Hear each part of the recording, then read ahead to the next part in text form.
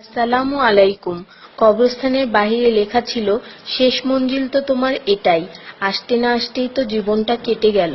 কি পেলে তুমি এই দুনিয়া থেকে? কিছুই না। দেখতে দেখতে সবাই তোমাকে ছেড়ে চলে গেল। কবরের ডাক।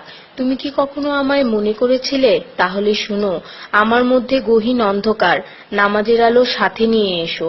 আমার মধ্যে অস্বস্তি বিদ্যমান, তাই কোরআন তেলাওয়াত সাথে নিয়ে এসো।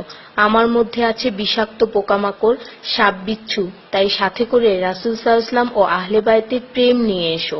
আমার মধ্যে আছে আগুন, তাই খোদাভীতির শীতল পানি নিয়ে এসো। মেসেজটি নিজের মোবাইলে সংরক্ষিত কন্টাক্টে সব মুসলিম ভাই বোনদের সেন্ড করুন। কে জানে, হয়তো কেউ আমল করাতে আপনারও গুনাহ মাফ হয়ে যেতে পারে। ঈমানের পর যার নামাজ উত্তম তার জীবন উত্তম, যার জীবন উত্তম তার মৃত্যু উত্তম, যার মৃত্যু উত্তম তার কবর উত্তম, যার কবর উত্তম তার আখিরাত উত্তম, যার আখিরাত উত্তম তার জন্য জান্নাত নিশ্চিত।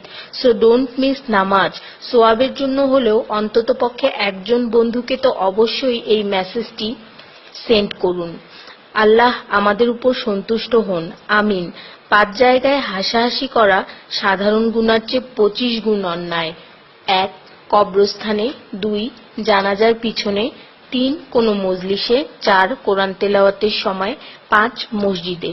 শুধু একবার কাউকে পাঠান, অনেক মানুষ এসব গুনাহ করা থেকে বেঁচে যাবে। একা আছেন, আল্লাহকে স্মরণ করুন। কষ্টে আছেন, মুহাম্মদ ও আলে মুহাম্মদের উপর দরুদ পড়ুন। মন খারাপ থাকলে ইয়া হাইয়্যু ইয়া কাইয়্যুমও পড়ুন। টেনশনে থাকলে ইয়া রাহিমও পড়ুন। ফ্রি থাকলে মেসেজটি ফরওয়ার্ড করুন। হে আল্লাহ, আমার উপর এবং তোমার নবীর উম্মতের সকল সদস্যদের উপর তোমার রহমত বর্ষণ করো, আমিন। তথ্য: আপনি কি জানেন পবিত্র কোরআন শুনলে ক্যান্সার হয় না? আর যদি ক্যান্সার সেল শরীরে থেকেও থাকে তাহলে তাও মারা যায়। দীর্ঘ সময় ধরে আল্লাহকে সেজদা দিলে জ্ঞান ও বুদ্ধিশক্তি বাড়ে। মাথা ব্যথার সমস্যা হয় না, চুল পড়া দূর হয়ে যায়। এই মেসেজটি ফরওয়ার্ড করতে শয়তান আপনাকে বাধা দিবে, কিন্তু আপনি এটা হতে দিবেন না। আর সব কন্ট্রাক্ট নাম্বারে সেন্ড করে দিন। কোরআন ও নবীর সুন্নত ও তার সম্মানিত সাহাবী এবং আহলে বায়তের অনুসরণ করুন। ক্যান্সার একটি ভয়ঙ্কর রোগ। অনেক মানুষ আছে যারা নিজেরাই এটাকে দাওয়াত দিয়ে নিয়ে আসে।